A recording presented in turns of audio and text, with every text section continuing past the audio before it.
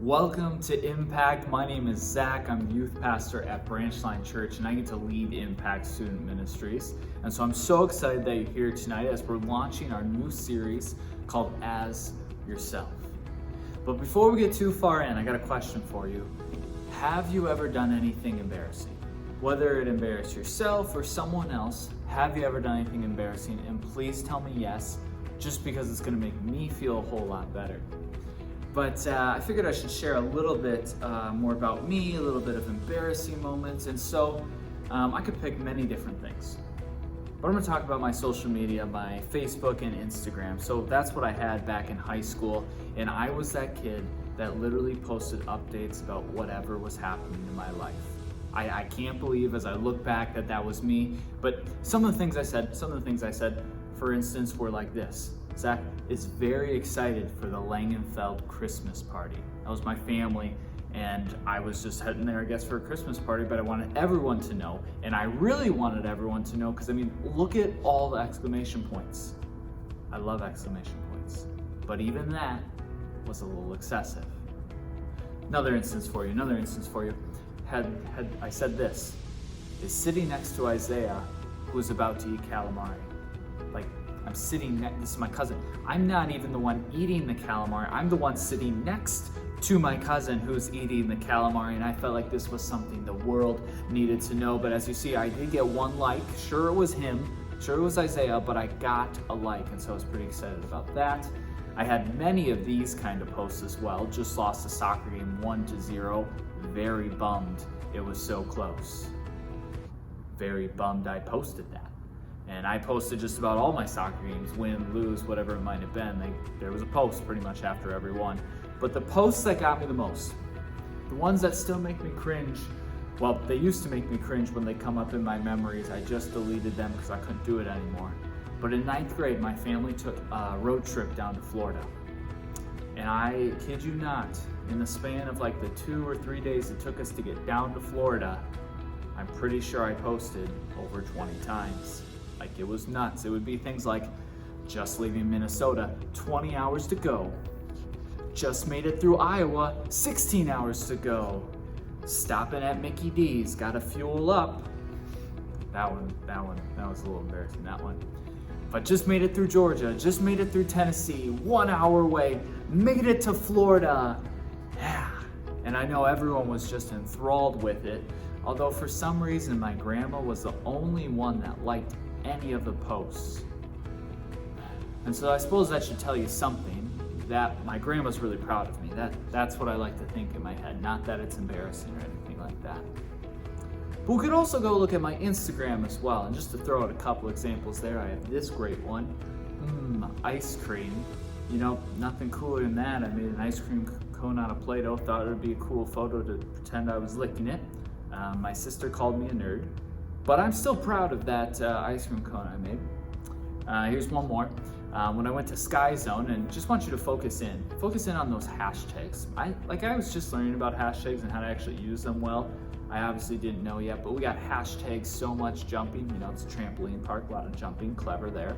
And hashtag tired, because obviously. And then hashtag ka-chow. Hashtag ka-chow? I'm gonna be honest, I have no idea. I don't even know. I just know I got 2 whole likes on that photo, so that was kind of a big deal, and I'd spent probably a good half hour figuring out the filter, getting the right lighting, and then coming up with the awesome hashtags like hashtag chow. So feel free to use that one on your next post. But to bring all this up because I think each and every single one of us have done embarrassing things throughout our life, especially me, as we're seeing. Things that make us cringe, things that make us wonder, like, Zach, what in the world were you thinking? Hashtag ka-chow. Like, I have no idea. Those times where you wonder, how did you do the things you did, or why did that happen? Like, why are you the way you are? And it's just as embarrassing, but I think sometimes we even take it a step further, where we start to kind of destroy ourselves, like tear ourselves up, like, why are you the way that you are? How come you're not cooler? How come you're not better looking? How come you're not like this person or this person? Like, you don't dress right, you don't look right, you don't have the right shoe. Like, everything, you just start to doubt who you are. You start to doubt that anyone's ever going to accept you, that anyone's ever going to want to love you for who you are, and you feel like you gotta change who you are to actually fit in, to actually be accepted. And so you end up going from embarrassed about yourself, which happens to all of us, to this point where you start to tear yourself apart. Well, tonight we're going to be starting a new series called As Yourself, and it all comes from this story in the Bible. A story in the Bible about a guy named Jesus. Pretty awesome. You're going to hear a lot about him throughout this year and on this channel. But Jesus, he was being questioned by the Pharisees and the Sadducees. And if you have no idea who they are, they're basically the religious leaders of Jesus' time. They're kind of the pastors, the priests. They're supposed to be the ones teaching people about God. But instead of that, they were kind of people that were full of themselves. They wanted fame, they wanted popularity, and they would do whatever it took to get that. They were more concerned with the people following them than the actual people themselves. They wanted the numbers, like I have this many followers, and they didn't care about the actual person behind the number. They just wanted to be famous. They wanted to be celebrities in this time. And then Jesus comes along. Then Jesus comes along and starts to actually care about the people. He's actually spending time with people that the Pharisees and the Sadducees wouldn't even been in the same area with. The sick, the poor, the losers of the time. These are the people Jesus is spending time with, doing miracles with, and Jesus is amassing this big group of followers, and now the Pharisees and Sadducees are getting jealous. And so they want to try and do whatever they can to try and make Jesus seem like a fool. And so the story that we're looking at, they're asking him kind of these trick questions, trying to trip him up so that his followers second guess him, start to be like, ooh, I don't know if we really want to follow this guy. And so the question that they end up asking Jesus, they're like, what's the greatest commandment? Like, Jesus, what's the most important commandment? And they think they got him. They think they got Jesus trapped here because in this time there was over 600 laws, 600 commandments in the Bible. And so they're thinking, sure, Jesus might pick a really good one. He might pick a really important one, but we're going to be able to be like, oh, but what about this one, Jesus? Like, what about these people? What about this situation? Do you just not care? Are you just like pushing them away? Like, why do you just say that's the most important one? And so they think they got Jesus trapped. That he's going to have to pick one and it's not going to cover even close to everything. But watch how Jesus responds. It says this in Matthew. Jesus replied, love the Lord your God with all your heart, with all your soul, and with all your mind. This is the first and greatest commandment, and the second is like it. Love your neighbor as yourself. Love God, love others. Love God, love others. Jesus is like, these are the two most important things, and it goes on to say that these two commandments that Jesus gives cover all 600 plus of the other laws. You know, you think of don't lie, don't cheat. If you're loving God and loving others, you're not going to lie. You're not going to cheat people. And so what Jesus is getting at here is that these two laws encompass all the others. But what I want to point out and where the name of this series comes from is in that second part where it says, love your neighbor as yourself. Love your neighbor as yourself. And what it's getting at here is if you don't love yourself, you guys don't miss this. This is what this series is all about. If you don't love yourself, how are you supposed to love your neighbor?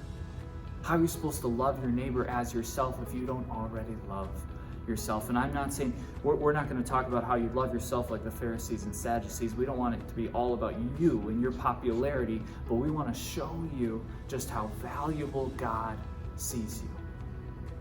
Let me put it this way here. I got some props here. So we got this cup. This is you. You look great. You look really, really good.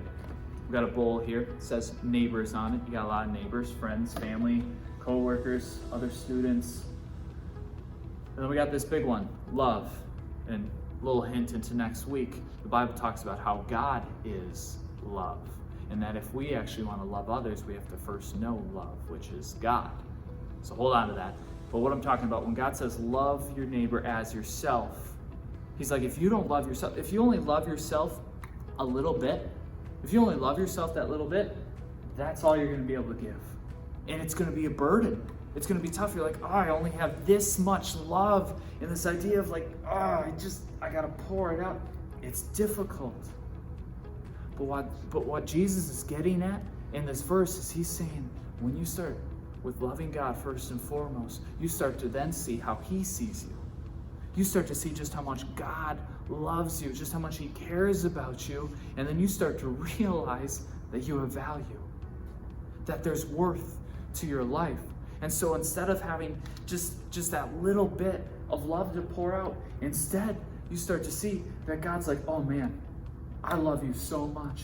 And he starts pouring into you, and he keeps pouring into you, and to the point where you're overflowing, where it's just natural to love your neighbor. Not because you have to, but because it flows out of you. It's just what life is, because God's been pouring into you, and you start to see yourself the way God sees you. That's how you're able to love your neighbor as yourself, when you start to see how God sees you and how much worth he puts in you. And we're going to look into that a little more next week, how God actually sees you. You're able to actually celebrate you. Not in a selfish way, not like the Pharisees, not like the Sadducees, but you're able to celebrate and be like, wow, God, I can't believe you actually care about me. I can't believe you love me that much. I want others to feel and experience that same kind of love. So I want to encourage you guys, don't miss next week again. Our videos go up every Wednesday, 6 o'clock right here. And we're going to talk about how to celebrate you. How God actually sees you, so that you're then able to go and love your neighbor as yourself. Thanks for checking out Impact. We'll see you guys later. And don't forget, you're loved.